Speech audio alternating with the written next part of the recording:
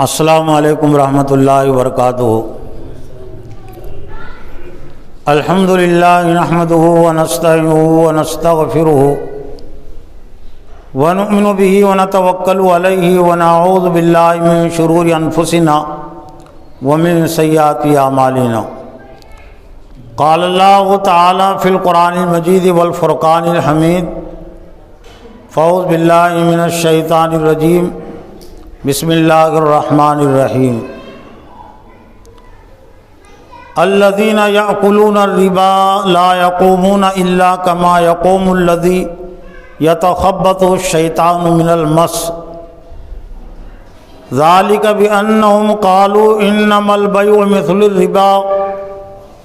وأحل اللہ البیع وحرم الربا، فمن جاءہ موعظۃ من ربہ فانتہی فلہ ما سلف وامرہ الی اللہ ومن عاد فاولئک اصحاب النار ہم فیہا خالدون۔ یمحق اللہ الربا ویربی الصدقات واللہ لا یحب کل کفار اثیم۔ وقال اللہ تعالی اذن یا ایھا الذین آمنوا اتقوا اللہ وذروا ما بقی من الربا ان کنتم مؤمنین، فَإِن لَّمْ تَفْعَلُوا فَأَذَنُوا بِحَرْبٍ مِّنَ اللَّهِ وَرَسُولِهِ وَإِن تُبْتُمْ فَلَكُمْ رُءُوسُ أَمْوَالِكُمْ لَا تَظْلِمُونَ وَلَا تُظْلَمُونَ۔ صدق اللہ العظیم۔ وعن جابر رضی اللہ تعالیٰ عنہ قال قال رسول اللہ صلی اللہ علیہ وسلم قال لعن رسول اللہ صلی اللہ علیہ وسلم آکل الربا وموکلہ وکاتبہ وشاہدیہ وقالہم سواء۔ رواہ مسلم و مشکوٰۃ شریف۔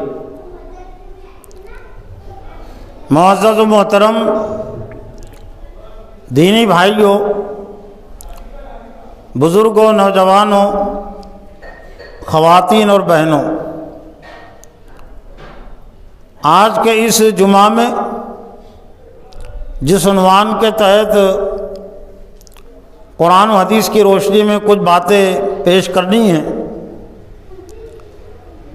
وہ اسلام کا ایک اہم عنوان اور موضوع اور تعلیم اور تربیت کا بھی ایک اہم عنوان اور موضوع اور معاشیات کا بھی ایک اہم عنوان اور موضوع، یعنی لین دین، کھانے کمانے کا بھی ایک اہم عنوان اور موضوع، سود اور اس کی حرمت، اس حوالے سے کچھ باتیں پیش کرنی ہیں۔ سود کا لفظ عام طور سے اردو میں بولا جاتا ہے، روپیے پر روپے بڑھ کر لینا۔ ہندی میں اس کو بیاج بھی کہتے ہیں، بیاج لینا دینا، اور انگریزی میں شاید انٹریسٹ اس کو کہتے ہیں۔ تو یہ حرام ہیں، اور اسلام نے وہی چیزیں حرام قرار دی ہیں جو لوگوں کے لیے نقصان دہ ہیں، اور صرف آخرت ہی میں نقصان دہ نہیں بلکہ دنیا میں بھی نقصان دہ ہیں۔ عام طور سے غلط فہمی یہ ہے کہ لوگ یہ سمجھتے ہیں کہ اسلام پر اگر ہم عمل نہیں کریں گے تو اس کا نقصان صرف آخرت میں ہم کو اٹھانا پڑے گا اور دنیا میں اس کا نقصان اٹھانا نہیں پڑے گا۔ ایسا نہیں ہے۔ اسلام کی باتوں پر اگر عمل نہ کیا جائے، چاہے وہ عقائد کے عنوان کی ہو، عبادات کے عنوان کی ہو، معاملات اور تجارت اور سیاست کے عنوان کی ہو، تو اس کا نقصان دنیا میں بھی اٹھانا پڑتا ہے، قوموں کو بھی اور ملکوں کو بھی اور گھروں کو بھی۔ اور ایک غلط فہمی یہ ہے کہ اسلام پر عمل کرنے کا فائدہ وہ صرف آخرت کا ہے۔ آخرت کو تو فائدہ ہے اپنی جگہ پر، دائمی فائدہ وہی ہے، لیکن دین کی باتوں پر عمل کرنے کا فائدہ اس دنیا میں بھی ہوتا ہے اور آخرت میں بھی ہوتا ہے۔ تو سود جو اسلام نے حرام قرار دیا، اللہ نے حرام قرار دیا، اور اللہ کے رسول صلی اللہ علیہ وسلم نے بھی حرام قرار دیا، تو وہ انسانوں کے فائدے کے لیے، اور اس میں کوئی تخصیص نہیں ہے کہ صرف ایمان والوں کے فائدے کی یہ چیز ہے، اور جو غیر ایمان والے ہیں ان کے لیے اس میں کوئی نقصان نہیں ہے۔ غیر ایمان والوں کے لیے بھی سود میں نقصان ہے، سود کے لینے اور دینے میں نقصان ہے، اور ایمان لانے والوں کے لیے بھی اس میں نقصان ہے۔ تو قرآن مجید کی چند آیات کے ذریعے سے سود کی جو حرمت ہے اور اس سلسلے میں جو لعنت اور مذمت ہے، تو آج کے اس خطبے میں ان میں سے چند آیات پیش کی جائیں گی۔ پھر اسی طرح سے حضرت صلی اللہ علیہ وسلم نے اپنی احادیث میں سود پر جو لعنت اور ملامت کی ہے،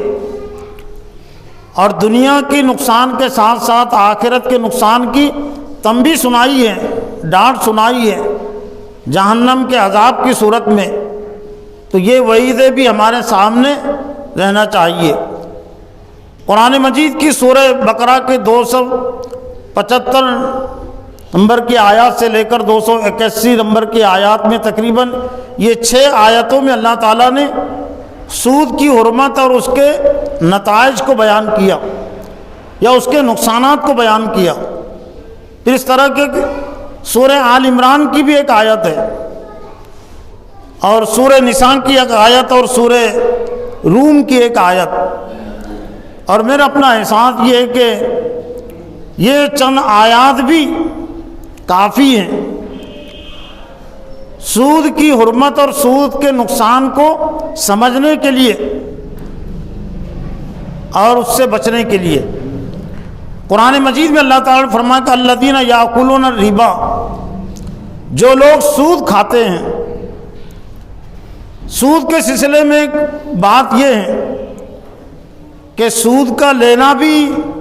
حرام ہے اور دینا بھی حرام ہے، یہاں تک کہ اس کا لکھنا یہ بھی حرام ہے، لکھنے والے پر بھی تنبیہ اور وعید ہے، لعنت ہے، اور جو اس سلسلے میں گواہ بنتے ہیں گواہوں پر بھی تنبیہ اور لعنت ہے۔ تو گویا کہ سود کے لینے اور دینے کے سلسلے میں جو بھی ذریعہ اور سبب بنتا ہے، اور ویسے بھی اسلام کا اور قرآن کا یہ عام موقف ہے گناہ کے سلسلے میں کہ تعاونوا علی البر والتقوی ولا تعاونوا علی الاثم والعدوان، کہ نیکی کے کاموں کے سلسلے میں، تقوی کے کاموں کے سلسلے میں ایک دوسرے کا تعاون کرو۔ گویا کہ نیکی اور تقوی کے سلسلے میں جو بھی معین و مددگار بنتا ہے جس حیثیت سے بھی، وہ پھر پسندیدہ ہے اللہ کے نظر میں، اور وہ اجر ثواب کا مستحق ہے، اور یہ اللہ کے حکم پر عمل کرنے والا ہے۔ ولا تعاونوا علی الاثم والعدوان، اور گناہ کے کام کے سلسلے میں ایک دوسرے کا تعاون مت کرو، مدد مت کرو۔ تو جو بڑے بڑے گناہ ہیں ان میں سے ایک بڑا گناہ وہ سود کا لینا اور دینا بھی ہے۔ تو جو اس سلسلے میں کسی بھی نوعیت کا تعاون کرے گا، مدد کرے گا، تو وہ گناہ گار، وہ مجرم شمار ہوگا، وہ قرآن مجید کے حکموں کی خلاف ورزی کرنے والا شمار ہوگا۔ اس لیے کہ اللہ تعالیٰ نے فرمایا کہ وَلَا تَعَاوَنُوا عَلَى الْإِثْمِ وَالْعُدْوَانِ، گناہ کے کام میں، سرکشی کے کام میں ایک دوسرے کا مدد مت کرو، بلکہ جو تعلیم اور حکم ہیں جہاں تک ہو سکے گناہ سے روکنے کی کوشش کرو۔ لیکن افسوس کے ساتھ کہنا پڑتا ہے کہ آج معاشرے میں بہت سارے افراد ایسے ہیں جو سود پر کسی کو قرض دلاتے ہیں، کسی فرد کے ذریعے سے، کسی بینک کے ذریعے سے، کسی ادارے کے ذریعے سے، تو سمجھتے ہیں کہ ہم خدمت خلق کا کام کر رہے ہیں۔ یہ خدمت خلق کا کام نہیں ہے، خدمت حلق کا کچھ کام تو ہو سکتا ہے، حلق کی خدمت، پیٹ کی خدمت، لیکن یہ وہ خدمت ہے جو جہنم میں لے جانے کا ذریعہ ہے، جہنم میں لے جانے کا ذریعہ اور باعث بنے گی۔ اس لیے کم از کم ایسے انحطاط اور بے دینی کے دور میں، جبکہ خواص نے بھی، عوام نے بھی دین اسلام کی بہت ساری باتوں کو نظر انداز کر دیا اور غیرت اور حمایت کو چھوڑ دیا، لیکن کم از کم بینک کے سود کے متعلق آج بھی یہ سوچ پائی جاتی ہے، اگرچہ عام نہیں ہے لیکن ایک حلقے میں دین پسند لوگوں میں ایک سوچ کم از کم یہ پائی جاتی ہے، اور بہت اچھی چیز ہے، اور ایک طرح سے متفق علیہ بھی اس کو کہہ سکتے ہیں کہ بینک کی ملازمت جہاں پر سود کا لین دین ہوتا ہے، لکھنا ہوتا ہے، وہاں کی ملازمت شرعی لحاظ سے جائز نہیں ہے، اور الحمدللہ بہت سارے رشتوں میں بھی اس کا لحاظ اور خیال کرتے ہیں، ہمارے پاس بھی آتے ہیں کہ صرف اس وجہ سے انہوں نے رشتہ نہیں کیا اپنی بیٹی کا، اپنی بہن کا، کہ وہ بینک میں ملازم ہے،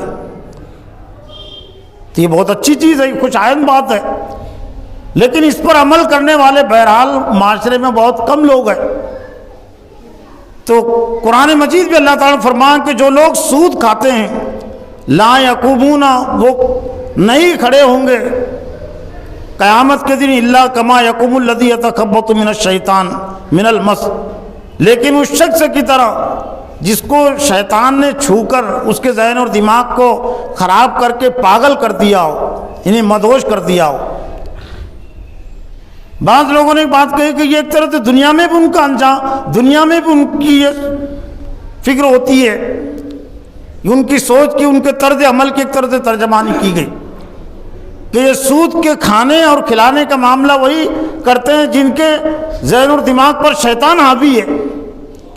اور یہ تو قرآن مجید میں دوسرے مقام پر واضح طور سے بات کہہ دی گئی وَمَن يَعْشُ عَن ذِكْرِ الرَّحْمَٰنِ نُقَيِّضْ لَهُ شَيْطَانًا فَهُوَ لَهُ قَرِينٌ، کہ جو رحمان کے ذکر سے غافل ہو کر، یہاں پر ذکر سے مراد ہے اللہ کا کلام قرآن مجید، جو اللہ کی ہدایت اور احکام کا سرچشمہ ہے، تو جو قرآن مجید سے غافل ہو کر زندگی گزارتا ہے، اعراض کر کے زندگی گزارتا ہے، تو نقید لہو شیطان فهو له قرین، تو ہم اس پر ایک شیطان کو مسلط کر دیتے ہیں اور وہی اس کا ساتھی ہوتا ہے۔ تو دنیا میں بھی ایک طرح سے وہ شیطان کے نرگے میں ہوتے ہیں، شیطان کے زیر اثر وہ زندگی گزارتے ہیں اور اس کو کچھ سجائی نہیں دیتا، کسی کا بھلا اور کسی کی ہمدردی اس کو سجائی نہیں دیتی۔ چنانچہ معاشرے میں آج بھی جو یہ سود کا معاملہ کرتے، سود کھاتے ہیں اور کھلاتے ہیں، تو ان کے طرز عمل میں بات ملیں گی، لیکن ایک اہم تنبیہ اور وعید وہ میدان محشر کی طرف بھی ہے کہ جب میدان محشر میں وہ کھڑا ہوگا تو اس کی حالت ہوگی جس طرح سے اس شخص کی ہوتی ہے کہ شیطان جس کو مبہوت کر دیتا ہے، اس کو دیوانہ بنا دیتا ہے، شیطان کے زیر اثر ایک طرح سے پاگل ہو جاتا ہے۔ ذالک بانہم، اور یہ سزا ان کو اس لیے دی جاتی ہے، اس لیے ان کو دی گئی، قالوا انما البیع مثل الربا، کہ وہ کہتے تھے اور انہوں نے کہا کہ تجارت بھی تو سودی کی طرح ہے، یعنی وہ سود کو تجارت کی طرح سمجھتے ہیں، لین دین کی طرح سمجھتے ہیں کہ ایک شخص 100 روپے کسی چیز میں لگاتا ہے تو 110 روپے اس کو ملتے ہیں، 100 روپے کی چیز 110 روپے میں وہ فروخت کرتا ہے تو گویا کہ 10 روپے اس کو نفع ملا، اور ایک شخص 100 روپے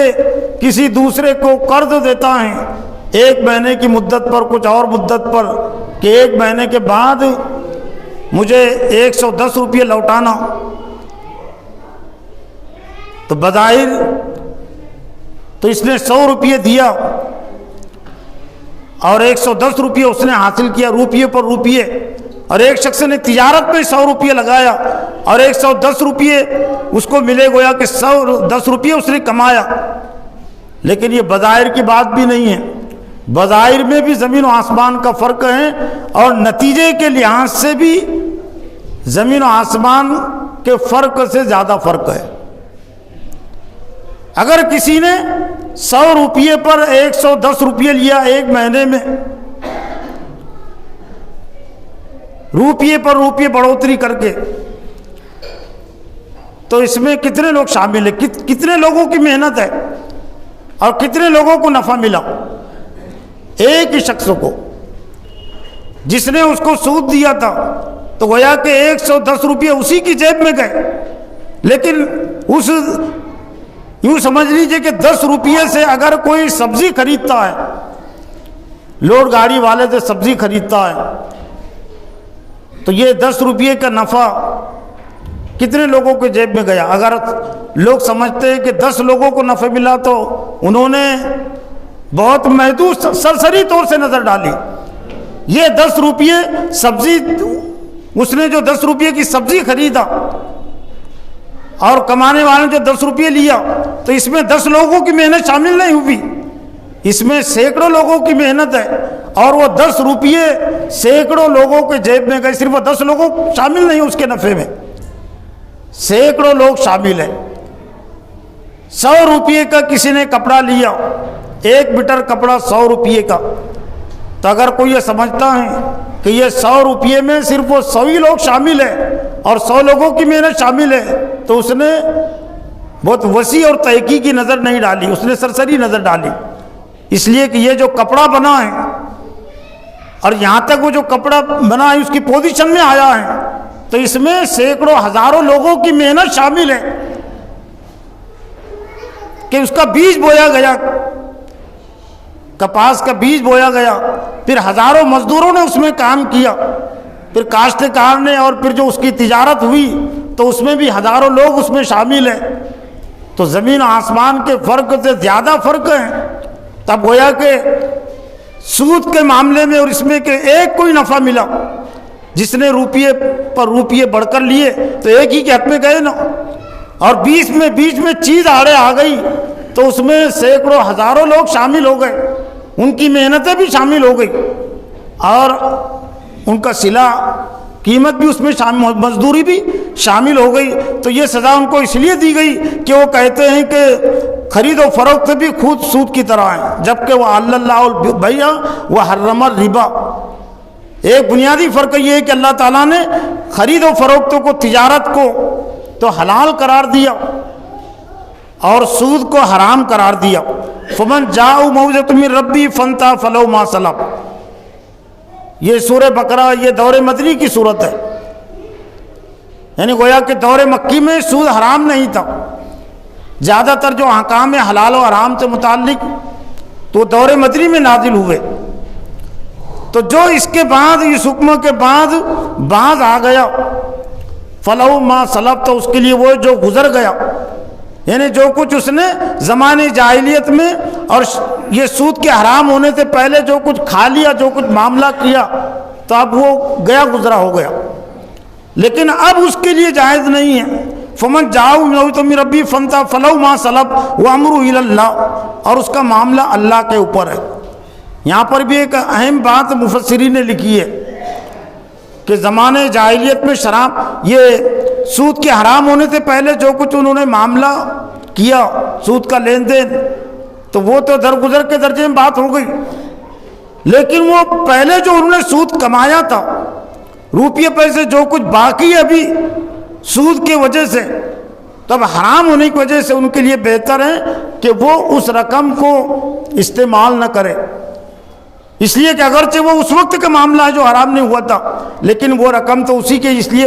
یہاں درگزر کی بات نہیں کہی گئی، ما سلف کی بات کہی، امرہ الی اللہ کی بات کہی گئی کہ اس کا معاملہ اللہ کے سپرد ہے کہ وہ اس سے پرہیز کرے۔ ومن عاد فاولئک اصحاب النار هم فیہا خالدون، اور جو سود کے حرام ہونے کے بعد بھی اور سود کا معاملہ کرے، لین دین کرے، تو یہی لوگ ہیں اصحاب النار، آگ والے۔ یہ دوزخ تو اس کا ترجمہ کیا جاتا ہے، ورنہ اصل ہے اس کا لفظی معنی اس کے آگ، نار، آگ کو کہتے ہیں کہ جو سود حرام ہونے کے بعد پھر بھی سود کا لین دین کرے، سود پر دے کسی کو رقم اور اس سے بڑھ کر پیسے لے، تو وہ آگ والے ہیں، ہم فیہا خالدون، اور سخت ترین تنبیہ جو ہے اس میں ہمیشہ ہمیشہ رہیں گے۔ یہ عام طور سے جو بات کہی جاتی ہے کہ ایمان والا ہیں تو گناہ جتنے اس نے کیا، جتنے گناہ کیے تو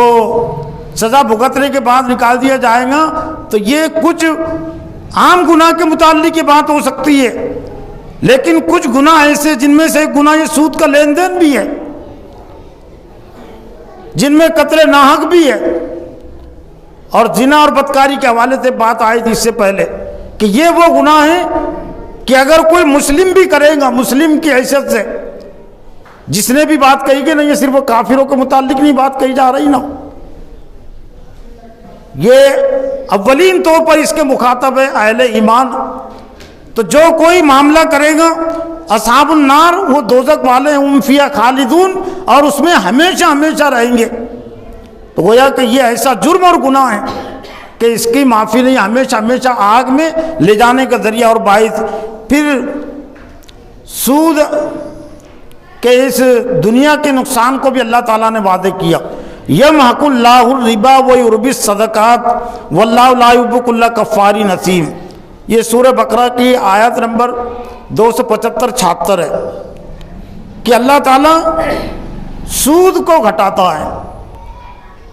سود کو اللہ تعالیٰ مٹاتا ہے، سود میں اللہ تعالیٰ، سود کے ذریعے سے اللہ تعالیٰ نقصان ڈالتا ہے۔ ویربی الصدقات، اللہ تعالیٰ صدقات کو بڑھاتا ہے، نشوونما کرتا ہے، اس میں اضافہ ہوتا ہے۔ جبکہ عام طور سے ہوتا یہ ہے کہ صدقہ دیتا ہے، ایک شخص سے زکوٰۃ دیتا ہے تو مال تو اس کا کچھ کم ہو گیا، لیکن سود پر روپیے دیے تو اس نے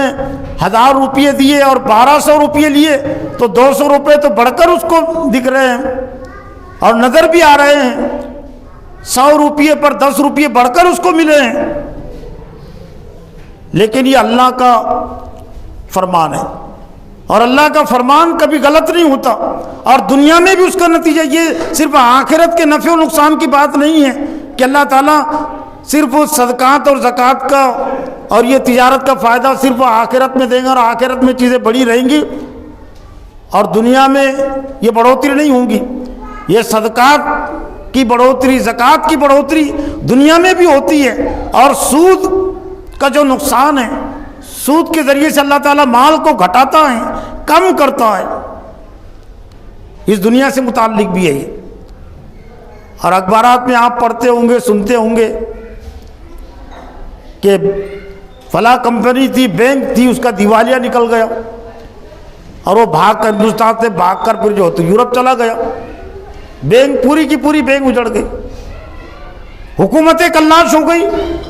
ایک عام غریب آدمی مقروض، سمجھ میں آنے والی بات ہے بیچارہ، لیکن حکومت مقروض ہے اور لاکھوں کروڑوں اربوں روپے کی مقروض ہے، کمپنی مقروض ہے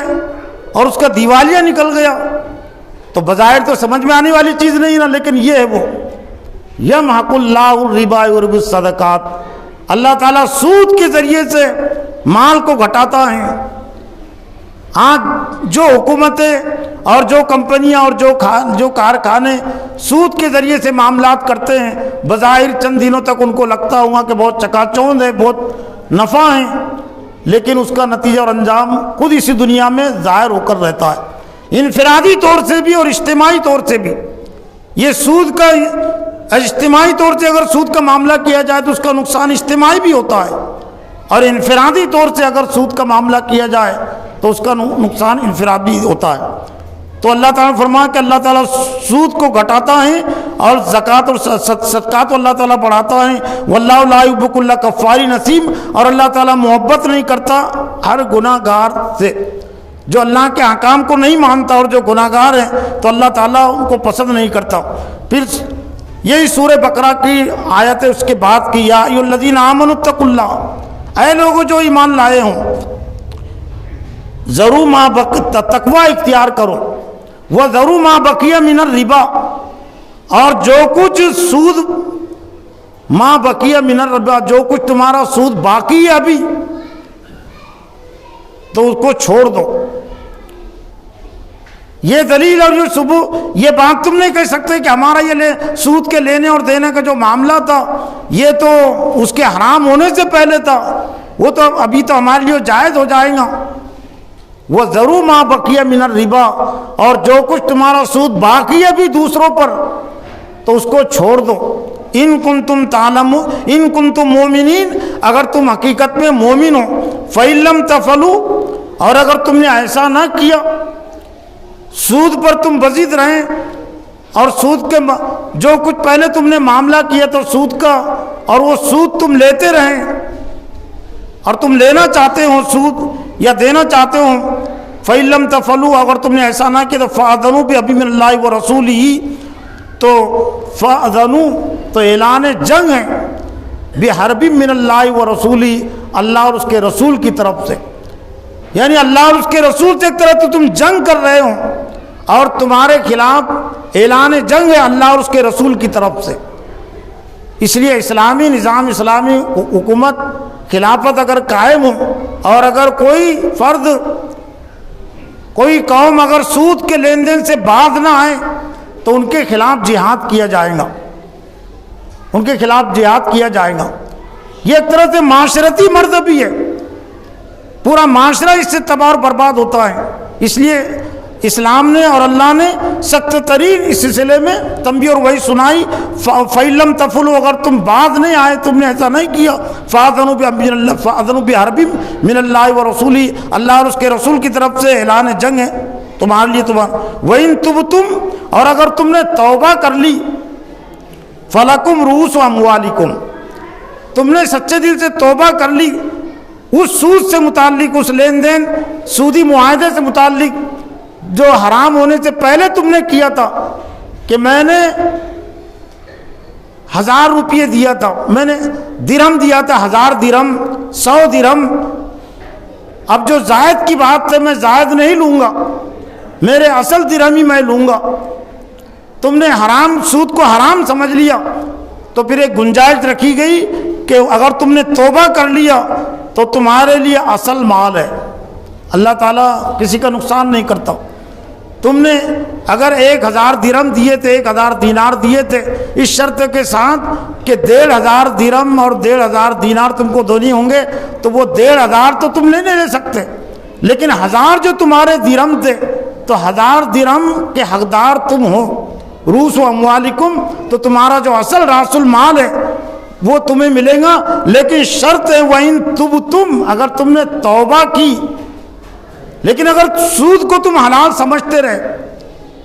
تو پھر تمہارے لیے وہی تنبیہ اور وعید ہے جو اس سے پہلے بیان ہوئی ہے۔ اس سلسلے میں ایک اہم بات یہ بھی ہے کہ جو احکام ہیں، اللہ کے احکام کو اگر کوئی تسلیم کرتا ہے، حرام کو حرام سمجھتا ہے، حلال کو حلال سمجھتا ہے اور پھر اس میں کوتاہی کرتا ہے، تو اس کے لیے فسق کا حکم ہے۔ لیکن جو مانتا ہی نہیں، نماز کو فرض سمجھتا ہے لیکن نماز نہیں پڑھتا، تو یہ فاسق کے درجے میں آتا ہے۔ لیکن اگر کوئی کہتا ہے کہ میں نماز کو مانتا ہی نہیں، فرض ہے، تو وہ کافر کے درجے میں آتا ہے، وہ مرتد کے درجے میں آتا ہے، وہ مرتد ہو جاتا ہے۔ تو ایسی معاشرت سے متعلق، معاملات سے متعلق جو اللہ کے احکام ہیں، اگر وہ سود کو حرام نہیں سمجھتا، حلال سمجھتا ہے،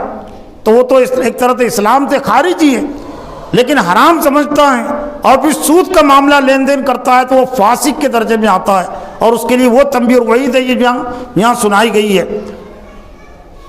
تو فَلَكُمْ رُءُوسُ أَمْوَالِكُمْ لَا تَظْلِمُونَ وَلَا تُظْلَمُونَ، نہ تم پر ظلم کیا جائے گا اور نہ تم دوسروں پر ظلم کرو۔ اگر اصل مال بھی اگر حرام کر دیا جاتا تو پھر یہ تم پر ظلم ہوتا ہے ایک طرح سے، اور اصل مال سے زیادہ تم اگر دوسروں سے لیں گے یہ دوسروں پر ظلم ہے۔ تو لا تظلمون ولا تظلمون، نہ تم ظلم کرو اور نہ تم پر ظلم کیا جائے۔ وَإِن كَانَ ذُو عُسْرَةٍ فَنَظِرَةٌ إِلَىٰ مَيْسَرَةٍ، پھر اس سلسلے میں ایک اہم ہدایت دی گئی کہ وَإِن كَانَ ذُو عُسْرَةٍ، اگر وہ تنگ دست ہے، جس کو تم نے سود پر قرض دیا وہ بہت تنگ دست ہے، وہ دے نہیں سکتا، واپس نہیں کر سکتا، فَنَظِرَةٌ إِلَىٰ مَيْسَرَةٍ، تو اس کے لیے مہلت اور ڈھیل ہے جب تک کہ اس کے پاس آسانی پیدا نہ ہو جائے۔ جب تک دینے کی استطاعت میں نہیں ہے تو اس وقت تک اس کو ڈھیل اور مہلت دو۔ اور یہ عام قرضوں کے متعلق بھی ہے کہ عام قرض، جائز قرض کسی نے دیا تو جب تک کہ وہ دینے کی استطاعت میں نہیں ہے تو تب تک اس کو ڈھیل اور مہلت دینا چاہیے، چاہے مدت ختم ہو جائے۔ مدت ختم ہونے کے بعد بھی وہ ڈھیل اور مہلت دے گا تو اس پر اجر ثواب اس کو ملے گا۔ اگر کسی نے قرض دیا کسی کو جائز طریقے سے بغیر سود کے، تو حدیث میں یہ ہے کہ روزانہ ایک صدقے کا اجر ثواب اس کو ملے گا۔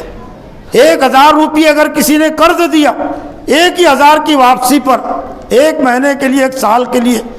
تو جب تک یہ مدت ہے تب تک گویا کہ وہ ایسا ہیں گویا کہ 1,000 روپیے وہ اللہ کی راہ میں خرچ، وہ صدقہ کر رہا ہے، وہ روپیے پیسے اس کو تو ملیں گے، لیکن مدت کے مکمل ہونے کے بعد تنگ دست ہے، وہ مجبور ہے، بے بس ہے، لوٹا نہیں سکتا، تو اس نے مزید ڈھیل اور مہلت دے دی کہ اب 2 مہینے کے بعد تمہیں لوٹانا ہے، تو اب یہاں سے ڈبل اجر ثواب اس کو ملے گا، 2 صدقے کا اجر ثواب ملے گا۔ اب گویا کہ ایسا ہے کہ روزانہ وہ ایک طرح سے 2,000 روپیہ اللہ کے راہ میں صدقہ کر رہا ہے۔ کتنے بڑے اجر ثواب کی بات ہے، لیکن اس سے آج لوگ فائدہ نہیں اٹھاتے بلکہ محروم ہی ہیں۔ تو کہا گیا کہ اگر وہ مقروض ہے، وہ تنگ دست ہیں، فنظرۃ الی میسرہ، تو ایک مدت تک جب تک کہ آسانی اس کے پاس پیدا نہ ہو جائے تو اس کو ڈھیل اور مہلت دو۔ وَإِن تَصَدَّقُوا خَيْرٌ لَكُمْ إِن كُنتُمْ تَعْلَمُونَ، اور اگر تم صدقہ کر دو یعنی معاف کر دو، یہاں معاف کرنے کے بجائے صدقے کے الفاظ استعمال کیے گئے، اس لیے کہ جو تم کچھ معاف کر دو گے تنگ دست سے جو مجبور ہے، اگر تم مجبور کا قرض تم معاف کر دو گے تو یہ تمہارے لیے صدقہ بھی ہے، خیر لکم، اور یہ تمہارے لیے بہتر بھی ہے۔ اللہ تعالیٰ اس کے نتیجے میں دنیا میں تم کو بہتری عطا کرے گا، ایک نیکی کا بدلہ اللہ تعالیٰ دنیا میں 10 گنا بھی دیتا ہے۔ ان کنتم تعلمون، اگر تم حقیقت میں جانتے ہو، واتقوا یوما ترجعون فیہ الی اللہ ثم توفی کل نفس ما کسبت وہم لا یظلمون، اور اس دین سے ڈرو جس دن میں تم کو لوٹ کر جانا ہے، یعنی آخرت میں مال کے نفع اور نقصان کو مسترد کر دینا، ٹھکرا دینا، یہ اتنا آسان بھی نہیں ہے۔ لیکن آخرت کی زندگی قیامت کے دن اگر سامنے ہے کہ یہ میرے لیے ہزاروں نیکیوں کا ذریعہ بنے گا، یہ آج میں نے معاف کر دیا، صدقہ دیا، میں نے بھلائی کا کام کیا، تو جب ہر ایک کو نیکی نیکی کی پڑی ہوگی، نفسی نفسی کا عالم ہوگا، اور نیکیوں کے وزن کی بنیاد پر کامیابی کا فیصلہ ہوگا، تو نامعلوم یہ نیکیاں میرے وزن میں اضافے کا ذریعہ بنیں گی، اور میرے اعمال نامے میں یہ اعمال نامے سیدھے ہاتھ میں دیے جانے کا ذریعہ بنیں گی۔ فمن ثقلت موازینہ فہو فی عیشۃ راضیہ، جو بات کہی گئی کہ جن کے نیکیوں کے وزن بھاری ہوں گے وہ عیش و آرام میں ہوں گے۔ تو واتقوا یوما ترجعون فیہ الی اللہ، اس دین سے ڈرو کہ جس دین میں تم لوٹائے جاؤ گے اللہ کی طرف، ثم توفی کل نفس ما کسبت وہم لا یظلمون، اور ہر شخص کو اس کی محنت کا بدلہ دیا جائے گا اور ذرہ برابر بھی ظلم نہیں کیا جائے گا۔ پھر اس کے بعد اللہ تعالیٰ نے سورہ روم کی آیت میں فرمایا کہ وما آتیتم من ربا لیربو فی اموال الناس فلا یربو عند اللہ وما آتیتم من زکاۃ تریدون وجہ اللہ فاولئک هم المضعفون، تم جو کچھ بھی سود دیتے ہو زیادہ مال حاصل کرنے کے لیے، فلا یربو عند اللہ، تو وہ مال بڑھنے والا نہیں اللہ کے نزدیک۔ وما آتیتم من زکاۃ، اور جو کچھ تم زکوٰۃ دیتے ہو اللہ کی رضا خوشنودی کے لیے، فاولئک هم المضعفون، یہی لوگ ہیں جو اپنے مال کو بڑھانے والے ہیں، یہی لوگ ہیں جو اپنے مال کو بڑھانے والے ہیں، اور جو سود پر مال کو دیتے ہیں کہ زیادہ ہم کو ملے، تو یہ اپنے مال کو اس دنیا میں گھٹانے والے ہیں۔ پھر سورہ آل عمران کی آیت نمبر 130 میں اللہ نے فرمایا یا ایھا الذین آمنوا لا تاکلوا الربا اضعافا مضاعفا واتقوا اللہ لعلکم تفلحون، اے ایمان والو لا تاکلوا الربا، سود مت کھاؤ بڑا چڑھا کر، واتقوا اللہ، اور تقوی اختیار کرو، لعلکم تفلحون، تاکہ تم کامیابی کو پہنچو۔ سود کا جو معاملہ ہے بہت وسیع بھی ہے، صرف یہ روپیے پیسے میں سود نہیں ہوتا، اور بھی دوسری بہت ساری چیزوں میں سود ہوتا ہے۔ کوئی کھیتی کسی کو دے گروی رکھے اور یہ کہے کہ یہ 1 لاکھ روپیے ہیں، جب تک تم واپس نہیں کرو گے میں کھیتی استعمال کروں گا، یہ بھی سودی کی شکل ہے۔ کوئی کسی کو کی مدد کرے اور اس کے مکان میں رہے کہ جب تک کہ قرض واپس نہیں ہوں گا تب تک یہ مکان میں استعمال کروں گا، اور مکان والے نے اس کی اجازت دی، تو یہ بھی سود کا معاملہ ہے۔ پھر کچھ لوگ اس میں یہ سمجھتے ہیں کہ راضی مرضی سے یہ معاملہ تو راضی مرضی سے ہر چیز جائز نہیں ہوتی ہے. زنا بدکاری چاہے وہ زبردستی کی جائے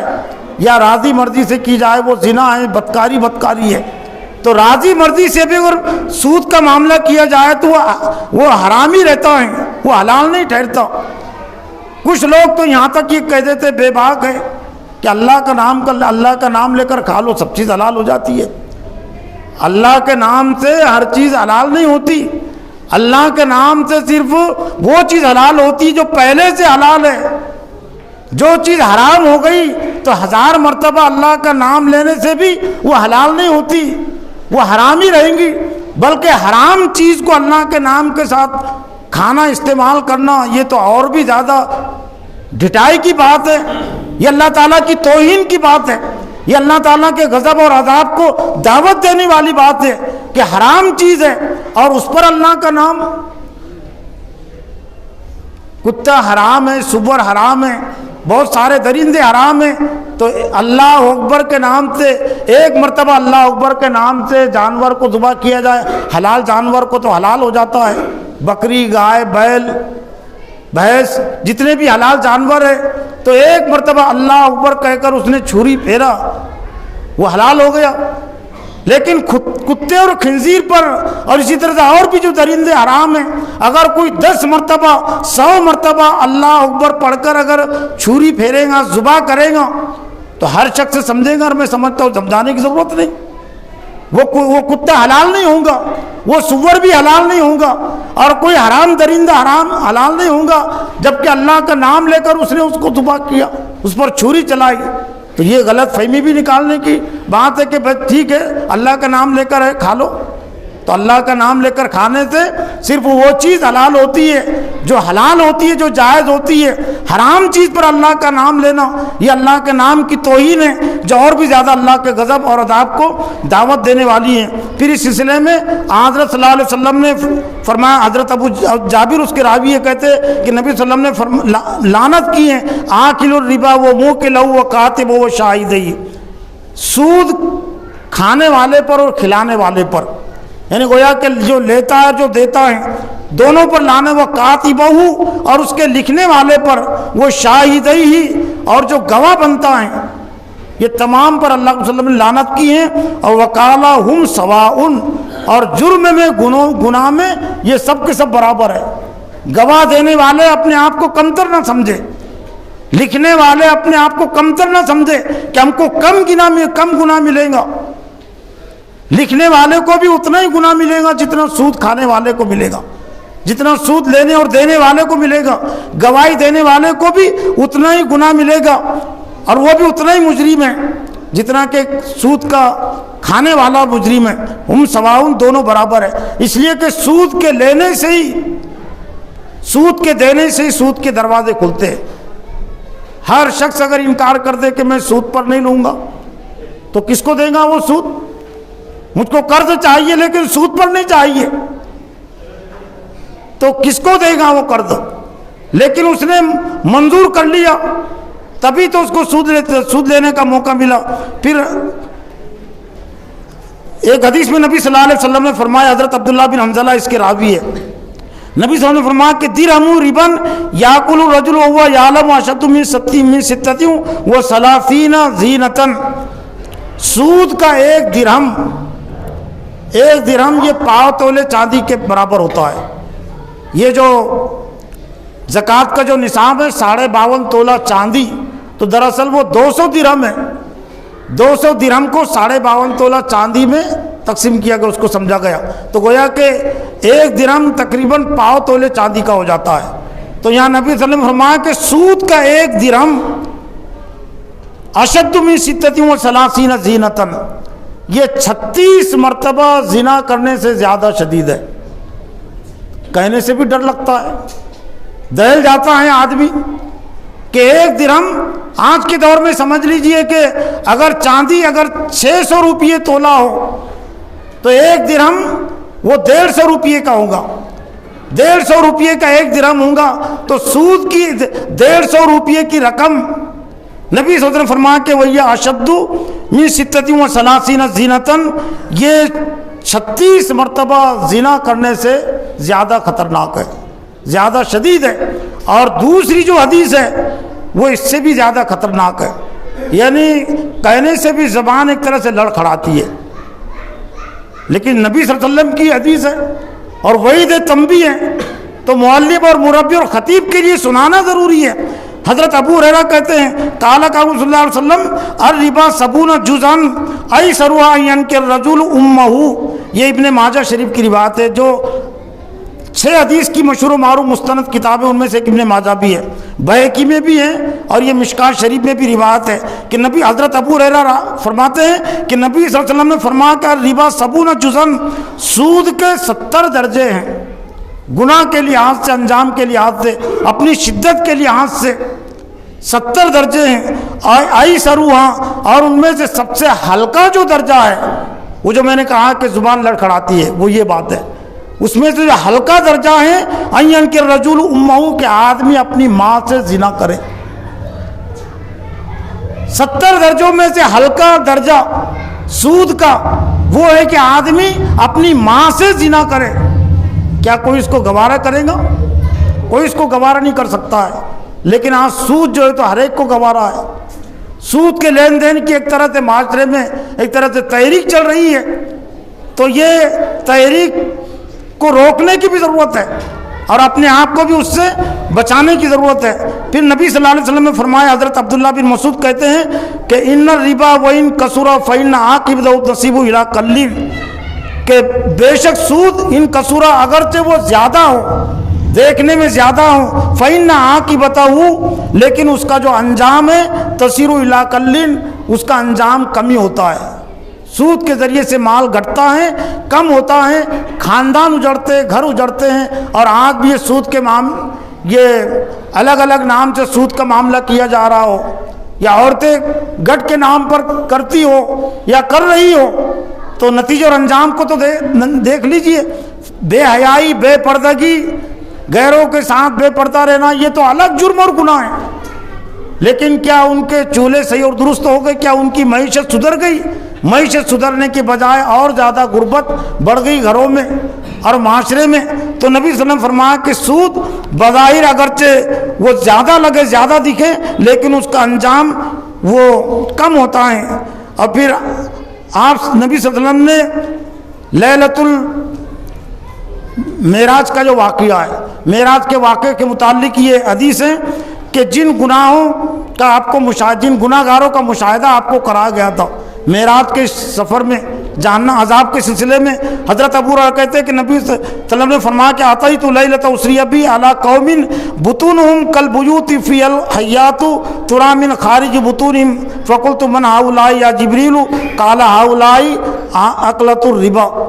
نبی صلی اللہ علیہ وسلم فرماتے ہیں کہ معراج کی رات مجھ کو دکھایا گیا، مجھ کو ایسی قوم کے سامنے لے جایا گیا کہ بطونہم کالبیوتی، ان کے جو پیٹ ہے وہ گھروں کی طرح ہیں، جس طرح سے گھر بڑے ہوتے ہیں تو ان کے پیٹ اسی طرح سے، اور وہ پیٹوں میں سانپ ہے، اور وہ سانپ کی حالت و پوزیشن یہ ہے کہ یرا من خارج بطونہم، جو پیٹ کے باہر سے ظاہر ہو رہے ہیں،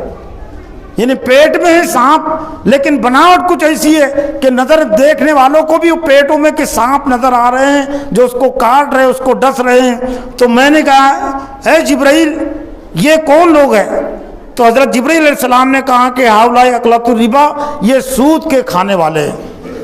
اور جیسے کہ بات آئی کہ سود کے کھانے والے، کھلانے والے،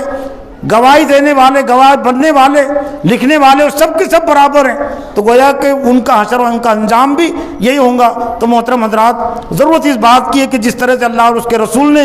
سود کو حرام قرار دیا ہے، ہم اس کو حرام سمجھیں اور اس سے بچنے کی اور دوسروں کو بچانے کی کوشش کریں۔ وآخر دعوانا الحمدللہ رب العالمین۔